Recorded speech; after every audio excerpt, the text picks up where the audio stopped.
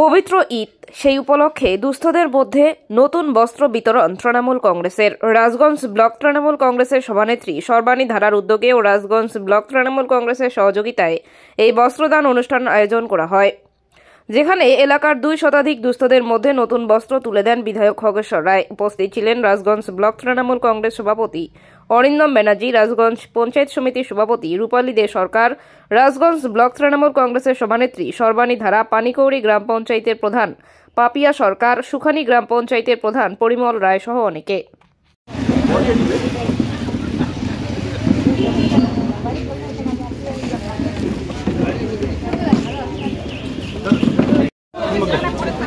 আপু যাবে একটা দিলে হয়ে হ্যাঁ এদিকে দিদি দাও দাও কই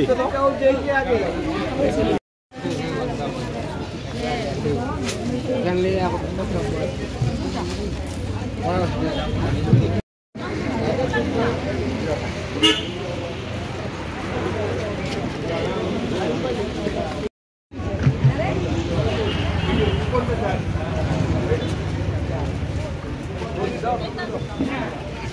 আপনারা নিশ্চয়ই জানেন যে আগামীকাল পবিত্র ঈদ। সেই ঈদ উপলক্ষে আমাদের রাজগঞ্জ পঞ্চায়েত সমিতির পক্ষ থেকে এবং আমাদের রাজগঞ্জ পঞ্চায়েত সমিতির 12 নম্বর যে পঞ্চায়েত সমিতির দলনেত্রী সর্বাণী ধারা, তার উদ্যোগে প্রতি বছর ঈদের সময় ও বস্ত্রদান করে। তার উদ্যোগে আজকে এই ফাটাপুকুরে তার বাড়ির সামনে প্রায় 200 জনকে ঈদ উপলক্ষে বস্ত্রদান অনুষ্ঠান করা হবে। এই অনুষ্ঠানে আমাদের মধ্যে উপস্থিত আছেন যার উদ্যোগ সর্বাণী ধারা এবং উপস্থিত আছে রাজগঞ্জ পঞ্চায়েত সমিতির সভাপতি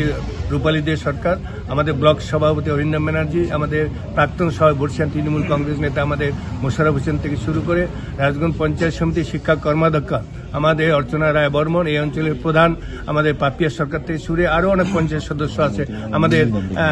দীপালি থেকে আরো 2 জন আছে এবং সংখ্যালঘুর সভাপতি ফিরদৌস রহমান, আমাদের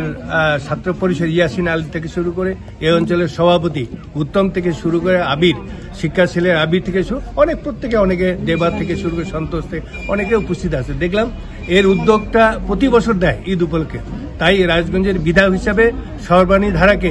সহস্র ধন্যবাদ জানাই যে প্রতি বছর যে পবিত্র রমজান উপলক্ষে ঈদের উপলক্ষে যে এই এলাকার দুস্থ মানুষদের যে বস্ত্রদান অনুষ্ঠান, তার জন্য রাজগঞ্জের বিধায়ক হিসাবে